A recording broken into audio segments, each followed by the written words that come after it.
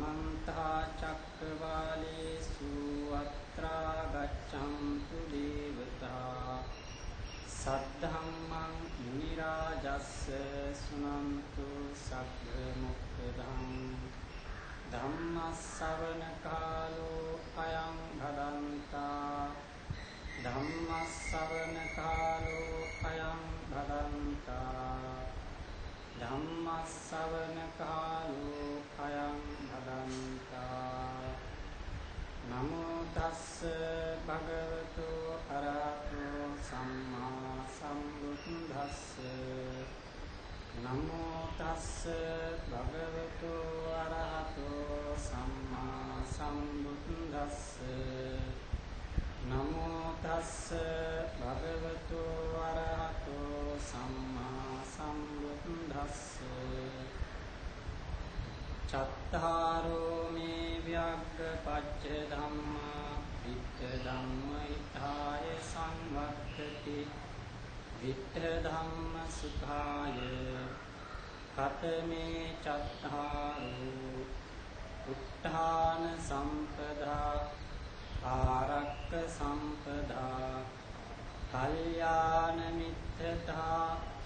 समजीविकताति श्रद्धावंत पिंगुතුනි මේ පින්වතුන් මේ ධර්ම දේශනාව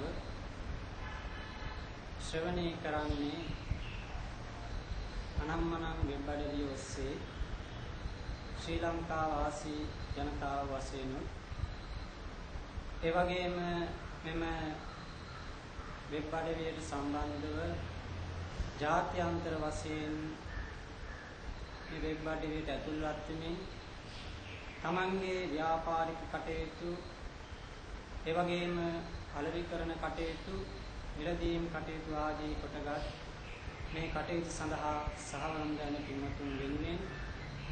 මේ අනම්මනම් වෙබ් අඩවියට වර්ෂ 7ක් කිරීම මූලික කොටගෙනයි මේ ධර්ම දේශනාව පවත්වන්නට මූලික වශයෙන් ආරම්භ තබාගෙන තිබෙන්නේ. පින්වතුනි ලෞතර බුදුරජාණන් වහන්සේ විසින් දේශනා කරන්නට යෙදුණු උතුම් සඳහාම පණිවිඩයක් අරගෙන අනම්මනම් වෙබ් අඩවිය ඔස්සේ මේ පින්වතුන්ට ධර්ම කරුණු කිහිපයක් පැහැදිලි කර දෙන්නට අප බලාපොරොත්තු වෙනවා. තුල්ලෝකාග්‍රෝ අමාමෑණියෝ ශාන්තිනායක ලෞතර බුදුරජාණන් වහන්සේ 45 වසක් මුළුල්ලේ තුල්ලෝ වාසී සත්‍යයන් වෙත අපරිමිත කරුණාවකින්